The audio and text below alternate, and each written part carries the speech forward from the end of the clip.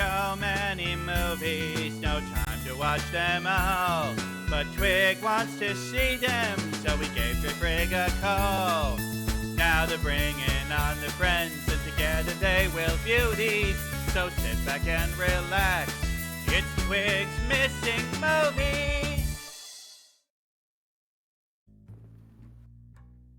Hello, welcome to Twig's Missing Movies, a show dedicated to watching the movies that Twig inexplicably hasn't seen. I'm your host, Treyfrig, and here is our cinematically clueless crow, Corvus Twig. Help. Nope, you deserve it. Is this because I didn't like Rebo? Yes, this is because you didn't like Repo. Oh. It's not Calling fair. it a fucking knockoff Rocky Horror. Listen. Have you ever seen any other musical ever? Yeah. Okay. Are they all just trying to be, the time warp? No. Is High School Musicals all in this together, just trying to be the time warp? Never watched that movie. Oh my god.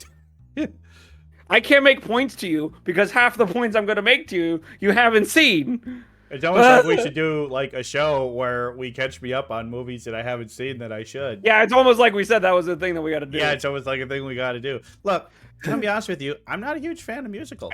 I mean, I really like that, Rocky and that's Horror, valid. but that's valid. I mean, you could not like musicals, but you don't have to say that everything's a Rocky Horror knockoff. I mean, it really felt like a Rocky Horror knockoff. Oh, I'm gonna kill you. I'm I'm gonna add extra bars to your fucking window, bud. Hey, sometimes you guys stand by your convictions. I appreciate that about you, but however, you come closer to me, I'm gonna smack you with the wing. Well, I'm protected in here. You can't touch me while I'm in here. I'm gonna take that cage and rattle it until you have a concussion. Always rattling my cages. Rattling my cages. Are you trying to tell me that despite all the rage, you're just a crow in the cage? Maybe. I am raging against the machine lately, so, I feel like it's very topical. Yeah, but we're not talking about that today. We're not talking about that today.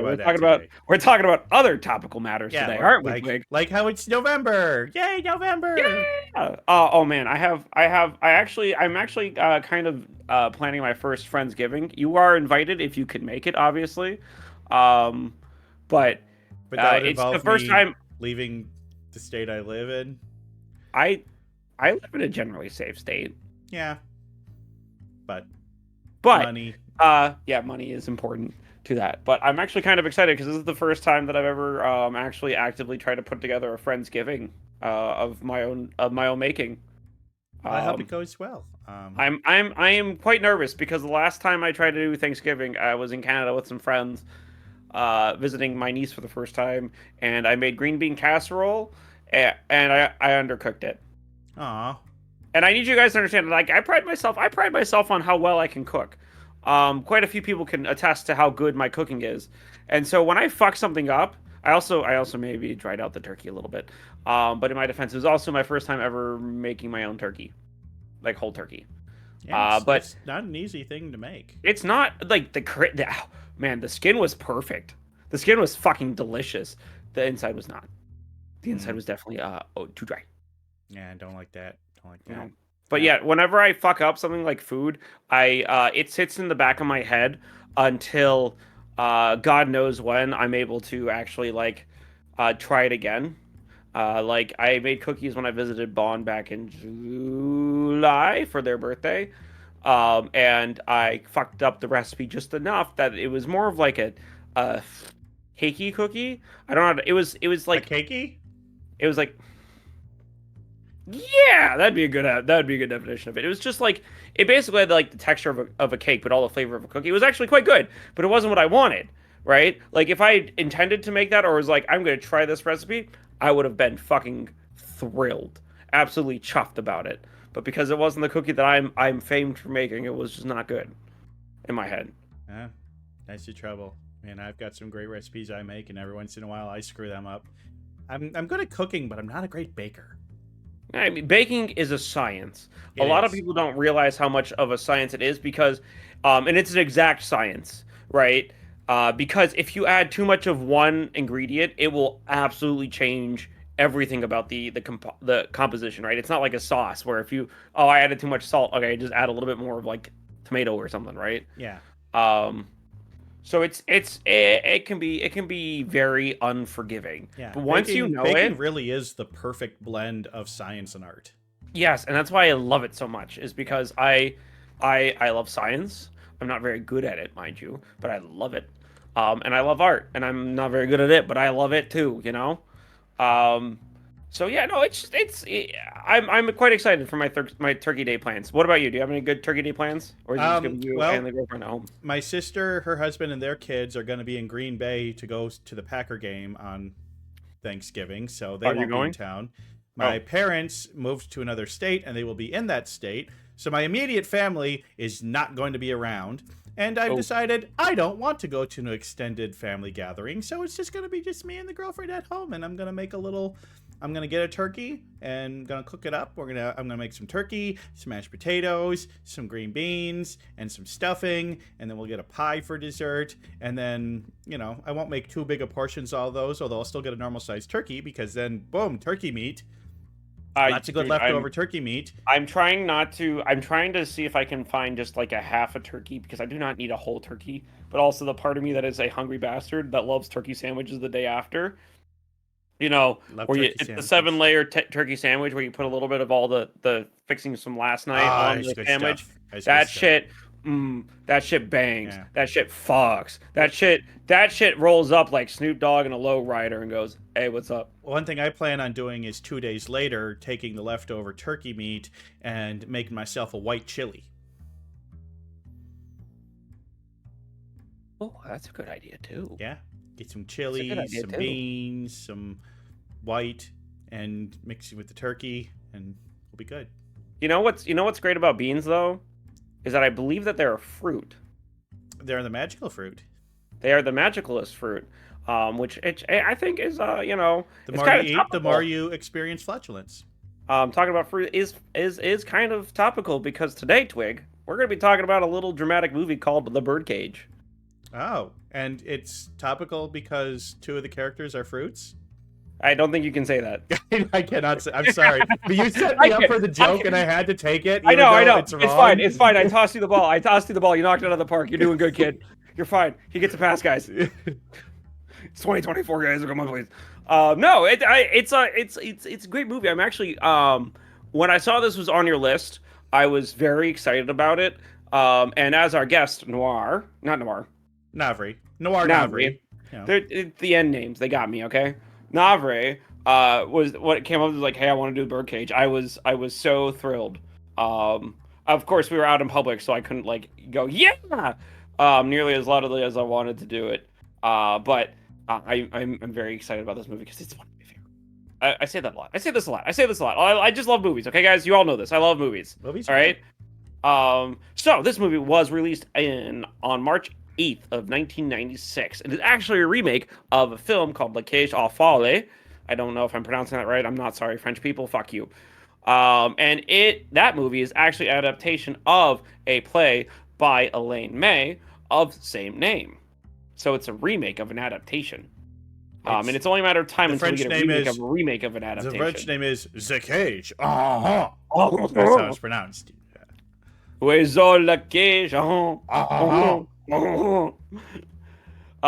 It opened to really good reviews, really positive reviews, and it grossed about $185 million in its time in the movie theaters on a budget of $31.5 million. It has an all-star cast of Robin Williams, who I believe you say is one of your favorite comedians of all time. He's great. If I remember correctly. I love Robin Williams.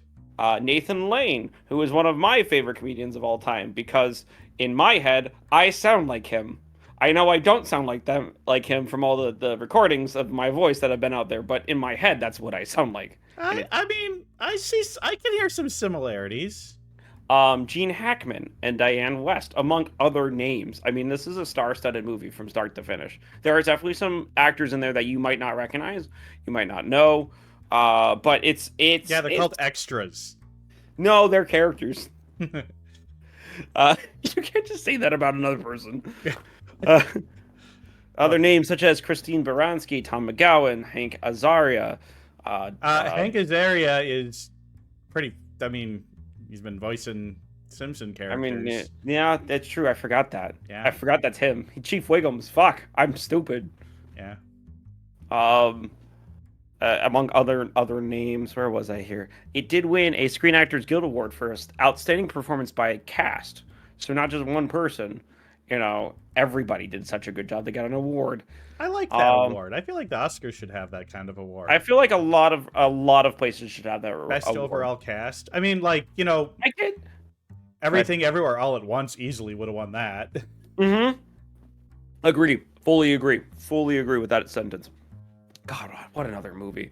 It's a shame you've already seen it, because I would have loved to do that one too. I mean, I would watch it again with you at some point. I would I kind of want to watch that movie while high, because I was too sober the first time I saw it. It's like watching Doctor Strange, but way more kung fu. Yeah. It was originally the director of it, Nichols. What's his first name? Mike Nichols was actually involved in the original, not the original, the 1983 adaptation, stage adaptation of the play, but actually got fired from that one by name Alan Carr for reasons that have yet to be disclosed. Some cite creative differences. Some say that Carr wanted to make the adaptation way more serious than it actually is.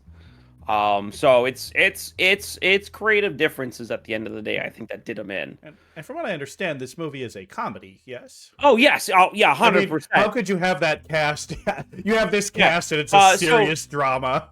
So the character that Nathan Lane portrays was actually supposed to be portrayed by Steve Martin, who actually turned down the role because he said, I don't think I can bring the right kind of comedy to this film. And I think I agree with him. I don't think when you'll see the film and you'll understand. Well, of course, after you see the film. Nathan Lane is in Only Murders in the Building, which is Steve Martin's thing. Yes, I don't think that it was a matter of comedic. He just read the script and was like, "This isn't right for me. Nathan would do a better job." I think that is the most accurate way to put it. Yeah, he's like, "This isn't for me." Hey, and game recognizes game. Game recognizes game. But Nathan Lane wasn't chosen until much later on while they were trying to find. Did Martin Short have anything to do with this movie? I don't think so. It's too bad. But no, it's interesting to think about how this movie would have played out with Steve Martin as one of the two main characters. Thinking about Dirty Rotten Scoundrels, what would the movie have looked like if it was David Bowie and Mick Jagger? How would that? I want to see that in the other universes. Just watch the Dancing in the Street music video, and that's all. That would give you a good... True. So the film's topic is nearly effervescent in modern eras and its topics and themes. In that, not much has changed. It has an 84% approval rating on Rotten Tomatoes over 62 critic reviews and public reviews. And it sits well in the hearts of many as both an awakening piece and a comedic backdrop to many people's lives. Cool. It's quite a movie. Yeah, I mean, it's one of those ones that I've always known about, but just... You've never got around to I mean, you're going to ask me, why haven't you seen it? And well, you stop reading my mind. Do we really need to keep asking that question? Yes! I mean, is my answer ever going to be any different? I mean, it's either I haven't gotten around to it, or I've never heard of it. I mean, I feel like we've had some pretty interesting stories tied to some of them. Yeah, a few times, yeah. Like The Last Unicorn had some, it wasn't that big of an interesting story, but, it's important for us to admit our failures as people and our faults, right? And seeing a movie as this wasn't directed at me, so I never watched it, is a pretty big thing to admit, Yeah, and I mean, 96. And The Mummy, when we talked about The Mummy, I mean, wow, gee whiz, holy shit. Yeah, I mean, if I would say the movies that we've covered so far that I'm most surprised, that are most surprising knowing me that I haven't seen, I would say Mars Attacks is number 1, The Mummy's number 2. I think that's fair, because Mars Attacks is also pretty big, and I think I would say it's bigger of a movie to have seen, to not have seen. Also, having not seen the How to Train Your Dragon sequels, considering I loved the original, is surprising. Oh yeah, that one feels like a crime you did to yourself. That's Yeah. that's like a self-hate crime. Yeah, we still need to see the third one, so we'll get Bond We on still for need to that at see some yeah, point. we'll get bound on for that one. But first, Bond's gonna just ruin us, I think. So why haven't you seen the film, Twig?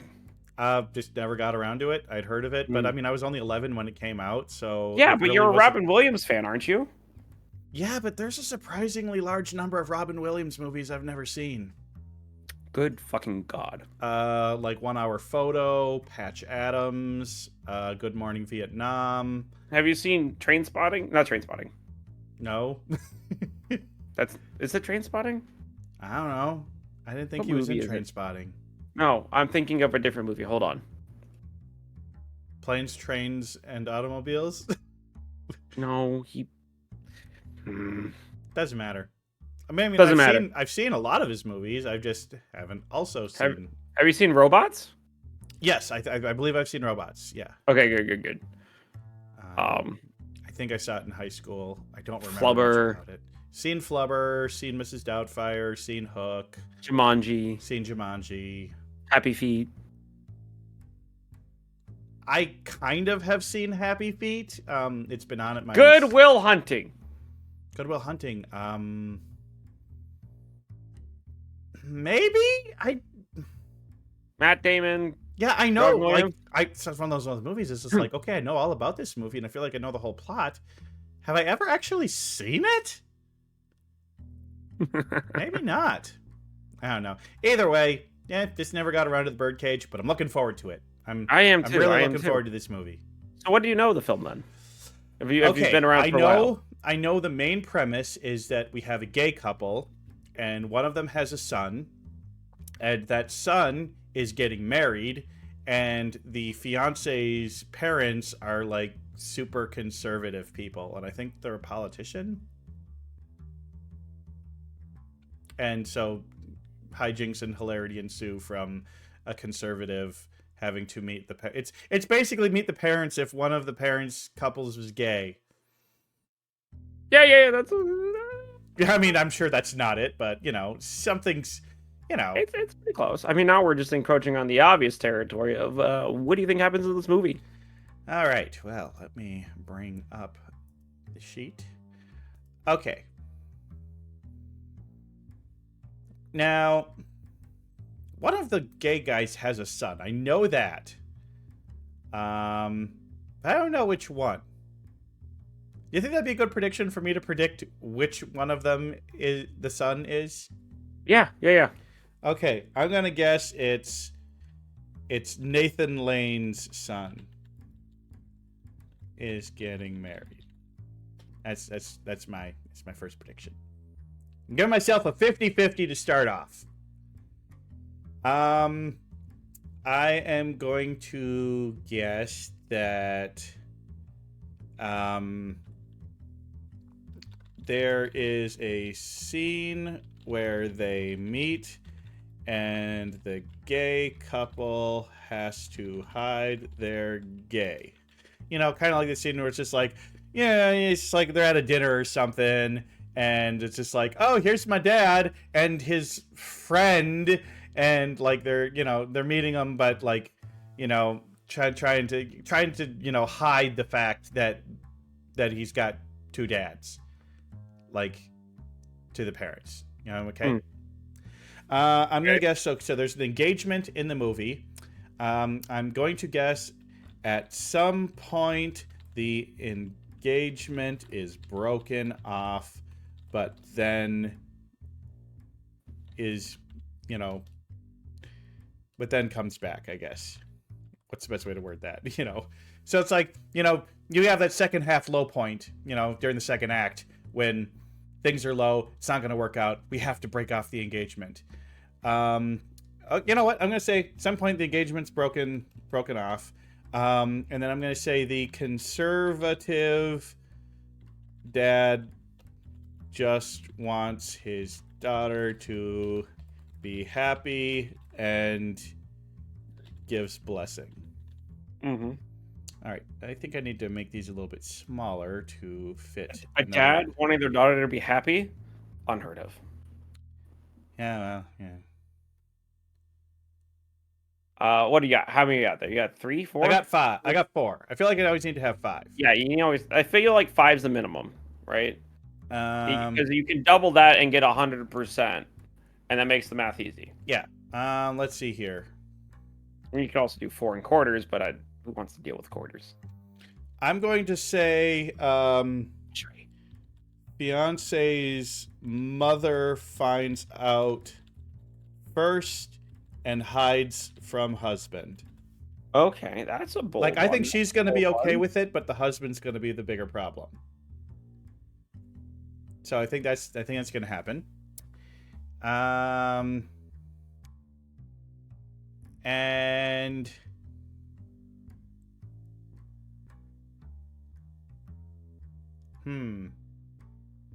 is it too dumb of a guess to say the movie ends with a wedding? I feel like that one's pretty obvious. Yeah, I know, right? I feel like that one's just like, yeah, no, you can't make that one. I am going to say conservative dad becomes good friends with one of the dads. Just one of them, though. I'm going to say with Nathan Lane. Okay. Because he's the one wearing a suit in the poster. Okay. I'm not going to say good friends. Let's just say friends. Let's just say friendly. Friendly, yeah.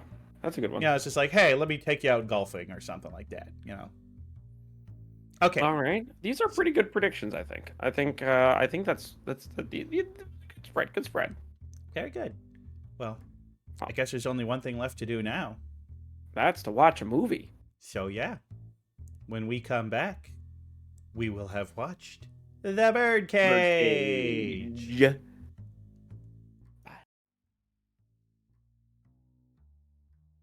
Hello.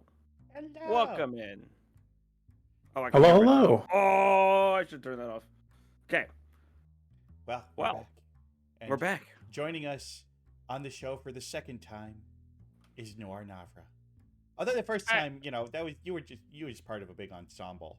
Now we really get to crack open your brain and scoop out the ooey goodness inside and find out why you love this movie. That was metaphorical. Okay. That was metaphorical. Okay. Yeah. Perfect. Okay. I mean, yeah. He's a bird. He's got a bird brain. I don't think we need to crack it open to figure that out. Yeah. I'd appreciate the brain staying inside, please. Okay. No. I've heard that the brain being inside is what makes it dumb. If you free it, it's not dumb anymore. Yeah, something like that. Well, who changed the newspaper in Twig's cage? Mine still says Dewey defeats Truman on it. It's been a while. Man lands on the moon. Huh. Interesting. Yes, Navre, you chose this movie, and Dre was very excited that you had picked this movie. But why don't you give us a little bit of detail? Why did you pick this movie? Yeah. So I watched this movie as a kid, and I didn't really understand as a kid why I loved it so much. But as I grew up, I realized that it's got my two favorite things in it: Robin Williams and drag queens. So yeah, makes sense. That's fair. Yeah. So what? How old were you when you first watched it? What was the catalyst? Yeah, I think it was just on the TV. I was probably like 9 or 10 when I first watched it. I was pretty young, but I think it was just on, and I was enthralled. I mean, that's very fair. I can't say I've ever had an experience like that where it was like, I don't know why I like this movie so much, because it relates to a part of me that I haven't discovered about myself. But I remember watching this movie when I was like 16 or 17 and hating it at first, which is probably the opposite, like the exact opposite kind of thing. Like, why do I hate this? I probably should look into this more. Never did until I was much older. Well, here's the thing is, if I had seen this movie when it first came out, I probably would have hated it because I grew up in a conservative household, and had some pretty bad beliefs when I was in high school, and You would it have been was- part of the moral society. yeah, yeah. So I might not have liked it, and I don't think that I would have appreciated it the way that I do now, without spoiling too much at the ending of this. But I mean, yeah, it was had lots of Robin Williams and lots of drag queens, but I like how you keep focusing on Robin Williams as if there wasn't like a star cast of it was a great actors. great cast. Nathan Lane sold that. Nathan movie. Lane is just a joy. I can't think of any performances that I've seen of Nathan Lane where I didn't like him. And yeah, a young Callista Flockhart. This was several years before Ally McBeal. Oh yeah. And yeah, Hank Azaria wasn't in it as much as I thought he might be. He was just one of the paparazzi. But yeah, I mean. Oh yeah, that's right. I mean, I feel like, to me, one of the cores of what makes a movie good or not is the characters. The plot could be amazing, but if I don't give a shit about any of the characters, then it falls flat for me. And this had a great cast of characters. Obviously, Robin Williams and Nathan Lane were the stars of the show, like those two. But I can't remember his name, but they're like house servant guy. Oh, like that guy. That guy stole pretty much every scene he was in. I mean, that guy put out all the effort there. I mean, he was just like, "Hey, you two have this energy. Well, I'm gonna like crank that up to 11 in every scene I'm in," and he was delightful. But yeah, the only thing I don't know. I feel like their son and the fiance, I feel like they maybe could have given them a few more personality quirks. They were fine characters, but I didn't get a lot out of them. They were just kind of more the, hey, we're the straight man in a weird situation, and we have the extremes on both sides between us. So I guess that was kind of needed as a straight man role in a comedy for them to be kind of normal. But I would have maybe liked a little bit more character out of them. You know what I mean by straight man? I mean straight man is in the comedy trope, not in the... Oh no, we get it. But also they were the straight couple, so yeah, you know what I mean. Yeah, I know what you mean. I'm just giving you shit. I don't know. There's a lot to be said about this movie, and in the time frame that it came out in, and the environment that it came out in. There's definitely a lot of aspects of this that, from a modern framing, things have changed a little bit. I think, very progressive for when it came out.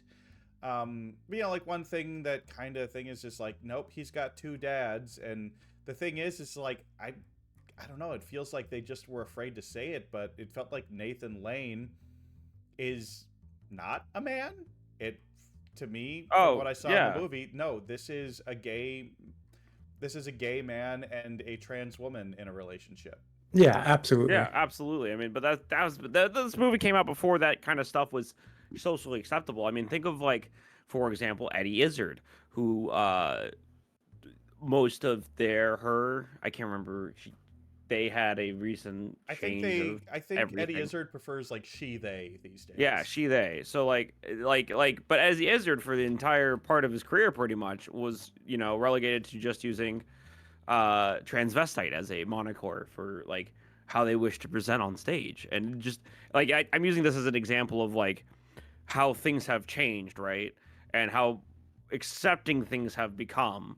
And I think if this movie was made today, they would have definitely have made Nathan Lane's character trans. Like if a modern adaptation happened, I could see them making that character just straight up trans. But that's the thing. Like at the end, instead of saying, this is my mom and these are my dads, it would have been like, no, I have two mothers. This is my biological mother and this is my adopted mother. And she is, I feel like just a couple lines at the end might have been different, and they probably would have referred to Nathan Lane as she more often in it. But you know what I mean? It's, but the thing is, I didn't watch any of this and feel like any of what they did was problematic or bad.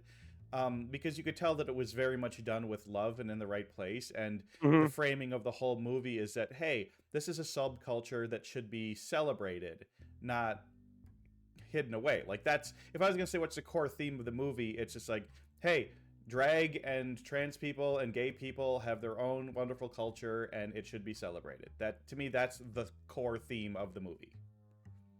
Would you disagree? No, that's a pretty succinct way of putting it, I think. And I mean, yeah, again, a lot of the terminology in the movie is dated, right? A lot of the way that people conduct themselves is a little bit dated, maybe a little bit stereotypical. In some cases, a lot of it stereotypical. But at the time, it was Rocky Horror was. You know, I hate to keep going back to it. It was pretty progressive insofar as a mainstream movie was in terms of depicting homosexuality, right? Yeah. But I mean, another thing is just like we talk about that. Oh, that's very stereotypical gay behavior. But for those of us that have spent time are gay and spent time around many other gays, that stereotype comes from somewhere. We all know somebody who acts like the characters in this movie. Stereotypes exist. Some stereotypes exist. Let me say before I get canceled. Some stereotypes exist because they're rooted in truth. Some stereotypes exist because they're rooted in hate. I think there are definitely a good mix of gay stereotypes that are rooted in some truth, and then that are rooted in straight up hate. And a lot of the stereotypes that we see in the movie, I think, are more ones rooted in like truth, if that makes sense. Well, and the thing is, it's just like, it wasn't a movie where they had a gay character and they were the only gay character in the movie and they acted basically like Nathan Lane does. No, this movie has many gay characters and each of them have their own personalities. Robin Williams is not the, effeminate, can't handle anything, totally dramatic gay guy. He was kind of, just a normal guy who happened to be gay. And, I think that's an incorrect assumption. I think he's supposed to be more of the disaffected gay. The gay that took a very long time to come to terms with themselves, and now that they've come to terms with themselves, they don't want to have to roll that back at all. And so they have a little bit more of a critical view of the world, maybe, than is, necessary. Well, that's a in good way to some put ways, it. And obviously, as me, somebody who, I have many, many gay friends and acquaintances, am not gay and I'm not part of it. So, it's good to have, in some ways, I would say I actually identify a little bit with how Robin Williams' character is portrayed in a way. It's taken me a long time to come to terms with who I am as a person. In some ways, I'm still not completely there. But I also don't want to go back. I don't want a situation to arise where I have to hide myself any more than I have to. Navre, what are your thoughts on that? I think the movie had a lot of stereotypes that weren't just specific to the gay community. The way that they stereotyped the conservative people in this film, I loved. I loved it for sure. We got all caught up in just the gays.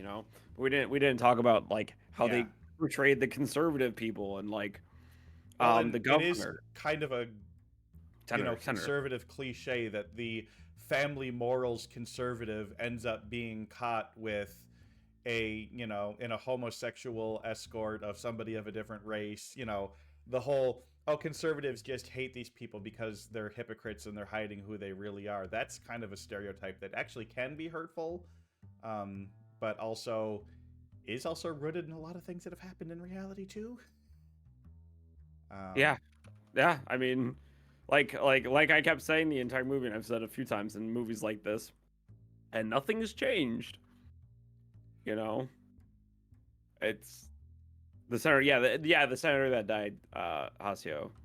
He died sleeping with an underage black teen or black sex worker or something like that. Yeah. Nothing's changed. But yeah, the family being so like the early scenes when they're talking about like, oh, he's a ambassador to Greece with the arts, and the conservatives just like, oh, we actually love and support the arts as long as it's the right kind of art.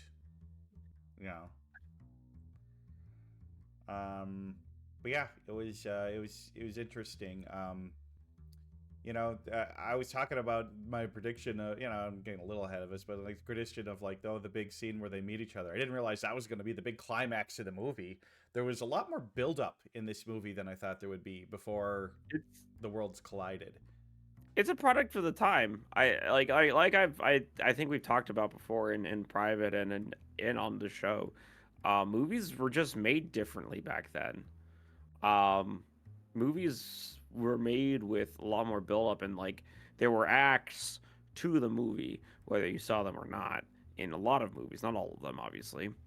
And we don't really have that, or if we have that, it's so ham-fisted that you're like, oh, okay, this is where the good guys make a comeback, instead of kind of trundling along, finding the acts and ending up at the climax, and you're going, oh, okay, this is pretty good. 80s movies tend to showcase this the most, how much of the movie is actually just build up to 10-15 minute scene where it, what is remembered about the movie happens. Mm-hmm. Right? Like They Lived, the last 30 minutes of the movie is the most memorable that everyone remembers of the movie. Yep. Well, not the other hour and a half. For this one, I would say the most memorable, like the big gag of the movie, is when Nathan Lane comes in dressed as a woman to be his mother during the dinner scene. Like, it feels like that's what the whole movie was building up to. In part. Yeah. But I think. I mean, that was one of when he first came out in that outfit, that was probably the biggest laugh I had of the whole movie. For you, Navre, was that what was your favorite part of the movie? Like, what's the part that like you go back to a lot, and it's the best part of the I'm gonna say safety pie because my brain's blanking on the actual word I'm trying to remember here. Like the comforting feelings, the soul of the movie for you. So I think the soul of the movie is before the actual dinner, where Armand, Robin Williams' character, and Nathan Lane character, they have this like seated discussion where Nathan is wanting to flee because he's so heartbroken that he feels like he's being put out of his own family essentially, and Robin Williams is like, well, I do have the paperwork that we talked about. Was it palimony? I do have that. We talked about it. I promised I have it. It's here, and I think it gives the characters depth, and it's like a sweet, touching scene before the mayhem. I think that I love that part. Mm-hmm. Yeah, there's some very touching moments in this. It's it's a comedy, but it's got a lot of heart. A lot of good, sincere moments, I think. Yeah, trying to find, hey, what is family, and yeah, I mean, it was, yeah, it's just like if I was gonna like lay out the whole plot, it's just like there really isn't a ton of plot in this movie. It's very much a character-driven movie, and I think I prefer character-driven movies over plot-driven movies. I would think that is an accurate statement for you. Yes. Knowing how your opinions of things have fallen as of like the past few movies, I feel like if there's a character story or character arc, you're much more prone to liking it. Yep, that's definitely true with me. Which, yeah, like I said, this movie's got great characters. I wish I remembered their names better, but I'm terrible at remembering the names of characters in movies. I mean, I'm much the same way. I could tell you everything that goes on, but I don't remember the characters.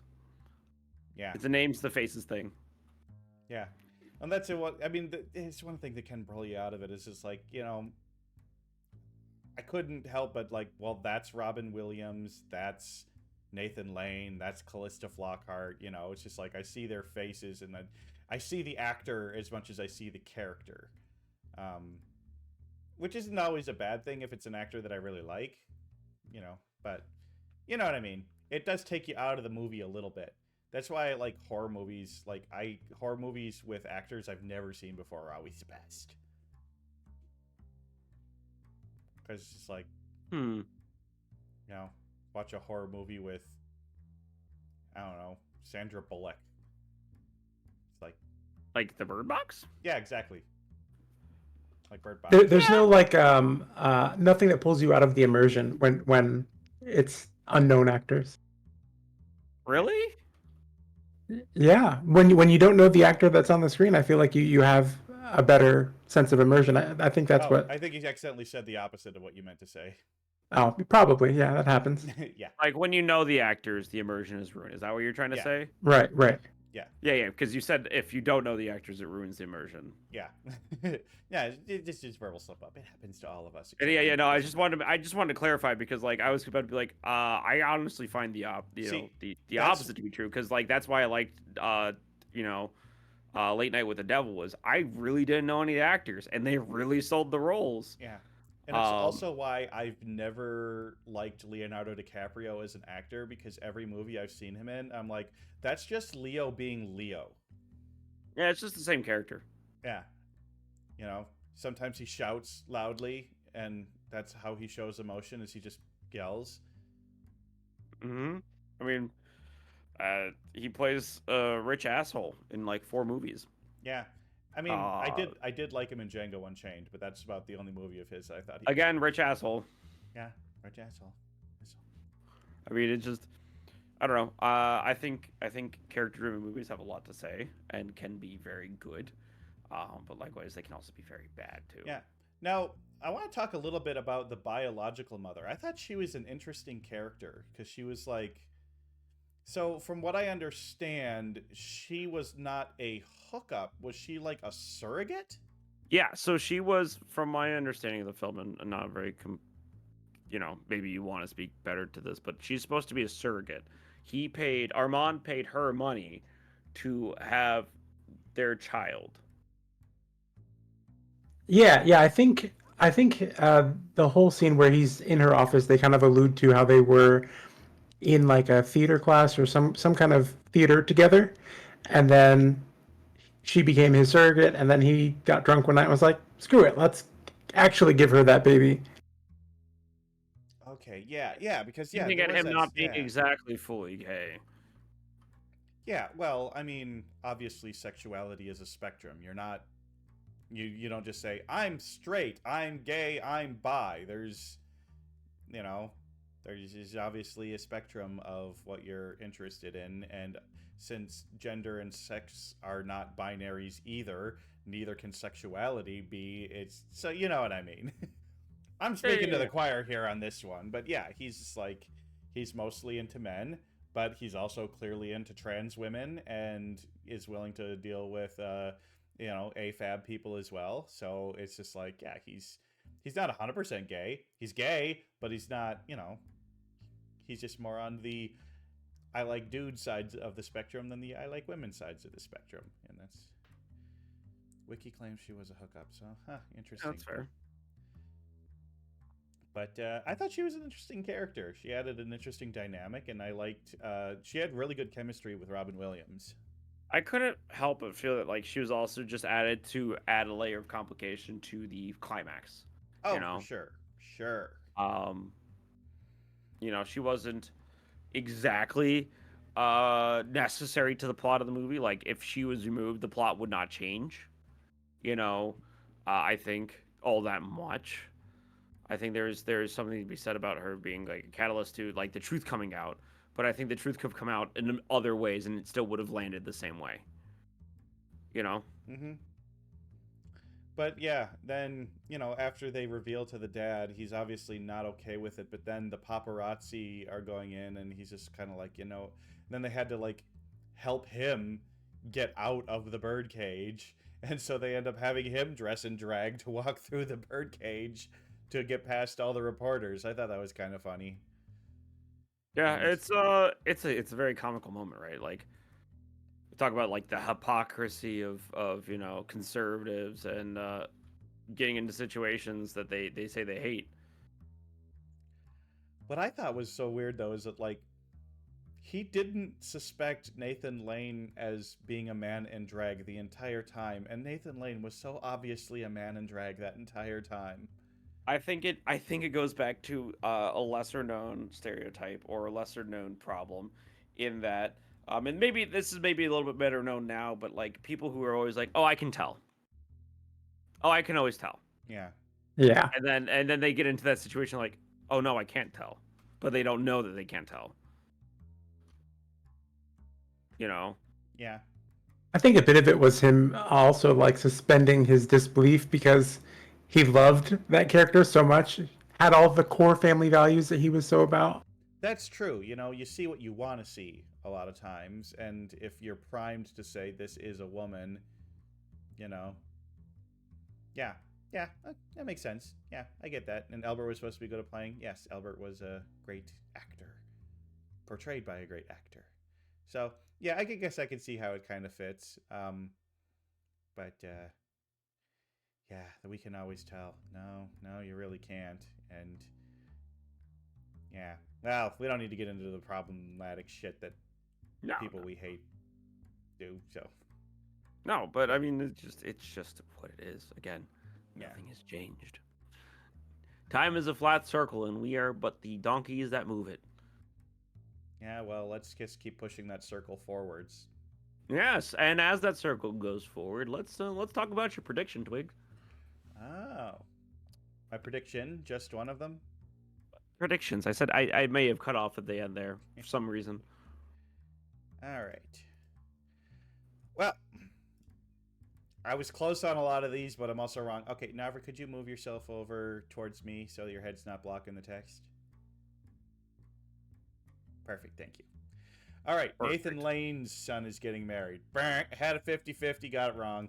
I think you got it right because Nathan Lane's character many times refers to their son as his son, as his child. I appreciate your leeway, but You get a 50%. when I was doing the 50-50, when we were priming this in the pre-show, I specifically said, hey, I'm going to try and make a prediction. Is it Robin Williams' son or is it Nathan Lane's son? And so I was giving myself a 50-50. I can't give myself any points for this one because if you're not going to take my at least 50%, no, sorry, that's on you. I'm trying to give you that. I'm trying to give you it, but Yeah. you're not. But there's a scene where they meet and the gay couple has to hide they're gay. I mean, that was like the whole climax of the I film. was like, that was what it was all building up to. So Yeah. yeah, that's a good one. Fiance's mother finds out first and hides from the husband. Well, she did figure it out first. But at that point, she was no longer trying to hide it, and it was like she found out a couple minutes before he did. You know what I mean? And I So, don't I think don't she was know. trying to hide it either. Yeah, so they kind of found out at the same time. You know? Yeah. So I wouldn't give myself this one. Look, the Greek boys are leapfrogging. Oh no, I don't think that's leapfrog. Yeah. The dad becomes friendly with Nathan Lane. So I was thinking they befriended each other and there were scenes together and they kind of hung out. Them making peace at the end, I don't really feel like this is what I was going for on this prediction. So I'm gonna have to give myself a red on this one. At some point the engagement is broken off. Did that ever happen?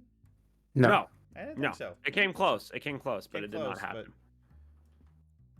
And then conservative dad just wants his daughter to be happy and gives blessing. Well, I mean, there was the whole wedding at the end. They helped him out, so I guess I kind of got this one. Do you think I got this one? Kind of. Let me see. Let me reread this. You went through these too fast for me to comprehend. Oh, sorry. Conservative dad becomes friendly with Nathan Lane. Yeah, I would say that one's a 50-50, right? Because by the end of it, they're like, okay, I trust you to get me out of the situation, right? And definitely becomes friendly in a way while, not aware of the character being, a man. That's true. He They is were friendly. pretty buddy-buddy when he thought, you know. She was a woman, yeah. Yeah. Okay, I'll give myself a yellow on that. At some point the engagement is broken off. That's a no. And the conservative dad just wants his daughter to be happy and gives blessing. I would argue like that heartfelt scene between her and him where, you know, they kind of fight and she pleads and he says like, your happiness is all that matters to me. And I don't know. I would say that's a green, you know, because of that, but because like that's what he says. Yeah. She says that in no uncertain terms. That like her happiness is what matters to him more, right, than his values, I guess, in this instant. Yeah. So yeah, 2.5 out of 6. Not a great score, but not a passing score. But you know, not honestly, that's okay because this movie surprised me and threw out some things that I certainly wasn't expecting. And you know what? If I get everything perfectly and the movie goes exactly how I thought it was, well, is that as much fun of a watch? I think that makes you a genius. I think that makes you a movie genius if you can do that. Yeah. It's also tough, you know, if it's like it is a movie where I know a lot about it ahead of time. But then again, you know, I made a lot of predictions about They Live that were and you knew a lot about that ahead of time. Yeah, so yeah. It's just there's so many things that can happen. You can have an idea. You have an idea of a movie in your head, and then the reality and the idea often are very different. You know, so it can happen. It can happen. It is what it is. It is what it is. It is what it is. So, Twig, that leaves us with like the final question. Did you like the movie, and are you glad you've seen it? Okay, well, we've got our magical tier list here. I love the magical tier list. The magical tier list is many great. emotions. Right now, many emotions. Right now we've got 8 yeses and 5 nos. So are we gonna go to 9? Better yeses than my or Tinder 6 history. nos? Well, this movie definitely was not painful. Absolutely not down there. And in fact, it's not even the did not like it. It's not down there either. Was this an amazing movie? Yeah, I wouldn't put it up there. But you know what? I'm gonna say, overall, I thought the movie had a good plot. It had great characters. And as a comedy, it did its #1 job. And it made me laugh. So, did I like this movie? Yes, I did like this movie. I am glad I watched it. And I'm glad you picked it. And, yeah, I thought this movie was a lot of fun. And, yeah, I appreciate it very much for what it is. But, yeah, here's the thing. It is a comedy from the 90s that has, oh, yeah. Oh, shit. Mix It Up didn't load. Sorry, I don't get head pats. No head pats for you. Hold on. I can make it up. I can make it happen. I can make it I can make it happen manually. Give me a second. It's loading. Yeah, now you got to know. Okay, is this an amazing movie? Pretty good, would watch again, or worth watching once? And well, like I said, it is a movie from the 90s as a comedy. It doesn't hold up entirely as much as we could kind of hope it was. I enjoyed watching it, but I don't know if I would watch it again. But I mean, maybe if somebody else put it on, I'd be like, sure, I'll watch this again. But I would say I would put it up at the top of worth watching once. You know, it's like here or here. So it's like at the bottom of tier 2 or the top of tier 3. But yeah, I don't think I'm going to seek this out to really watch it again if I'm just like going to put a movie on. But I am very glad I watched it. I think it was worth watching, and I think everybody should watch it. But yeah, I think that's where it goes for me. I think that's fair. You know, it's not a movie that is emotionally tied to you like it would be for Navre or myself, right? So you wouldn't have any motivation to seek it out. Yeah, and but it definitely has some cultural value to being watched and perceived, you know. Mm-hmm. Now I can do the manual head pat, Bon, but unfortunately that button also throws an object at me, so I will get a head pat, but I will also get bonked. Wait, did I not start tits either? I didn't start tits either. Has anybody done any? Oh God. I didn't start tits either. I'm the worst bird. I have just the scuff is all noticed at the end. It's just all happening. But yeah. Good movie. Yeah, yeah, I feel like maybe it could be ranked just a little bit higher. There's a couple. I mean, it could have been a little bit funnier. And also, there we go. Did you get the ad pass to work? Oh, there you go. Oh, you guys can't hit him. He's in a cage. What are you doing? Yeah, you guys are you wasting just your see the points. bear just bounced right off of it. He's just reacting to things hitting the. It's the loud noises, guys. It's getting him right now. It's the loud noises. I got booped. Yeah, but yeah, Birdcage. Like it, and God, now I kind of want to make a list of the rest of the Robin Williams movies and see the ones that I haven't seen. I feel like if I had to say a Robin Williams movie, Drink some water. Oh, I gotta drink some water. Your wife just told us to drink some water. Gotta drink water. All right, I'll drink some water. Yeah, because if you don't drink some water, I'm telling Kyoko on you. You gotta drink water. She will hold you down and. force Yeah, you she to drink will. Water. Yeah, She'll she will. waterboard you. Yeah, she will. Drown you in your own water. What does Kyoko do if she fills up Doodles' water dish and he just ignores it?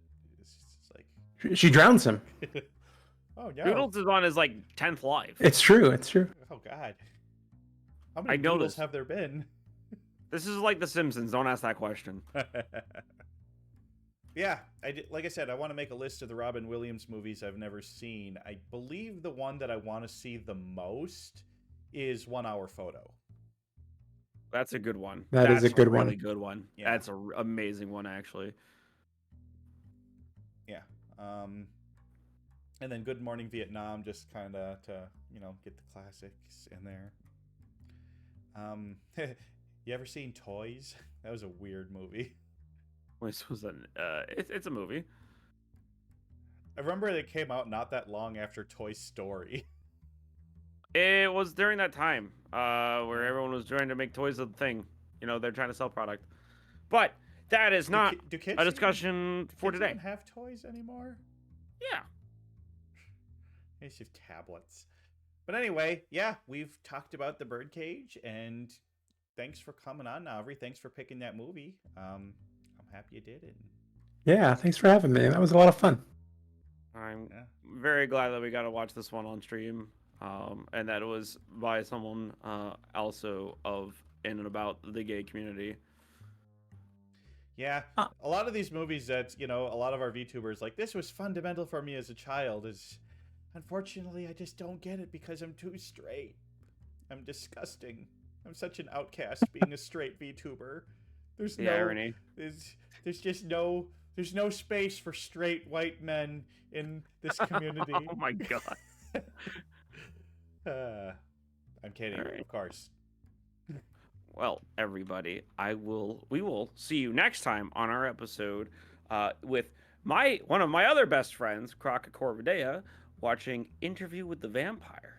Is it Interview with a Vampire or the Vampire? The And it's an important distinction, and I don't know why it's an important distinction, but it is an important distinction. Because the vampire never gets. We'll get into it. There's only one vampire. Okay. All one vampire of all time ever. All right. Well, we're gonna head on out of here, and actually, I need to find somebody to raid. But I don't want Firefox to be displayed while I'm looking at that. Anyway, thanks for joining. And wait, Navri, do you have anything to plug before you get out of here? Truthfully, no, I don't. Thank you so much for having me, though. I really appreciate it. Oh, of course. Thanks for coming on. This probably will not be your last time on stream. So I definitely know what movie I want to pick next already. So. Oh boy. Well, hopefully nobody picks it before you. We'll see. All right. Well, everybody, have a great night, and we'll see you next week.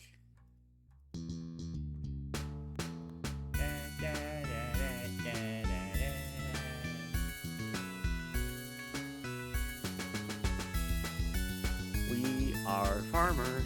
Don't tell Maury that their song sounds like We Are From. You mean Maury Calliope? No, different Maury. Maury the Gremlin, who wrote the background music. We're raiding now! Bye! Yes. Weirdo, you didn't go to